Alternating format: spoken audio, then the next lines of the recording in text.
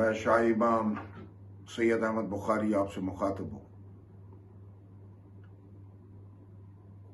اس وقت corona virus وبا کی شکل میں پورے ملک میں تیزی کے ساتھ پھیل چکا ہے اور یہ جان لیوا وائرس لاتعداد انسانوں کو مسلسل اپنی لپیٹ میں لے رہا ہے۔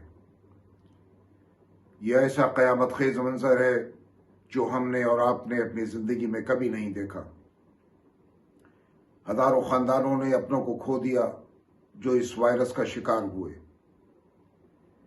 اس دنیا سے رخصت ہونے والے لاتعداد لوگ غسل، کفن اور اپنے قریبی عزیزوں کے کاندھے سے بھی محروم رہ گئے۔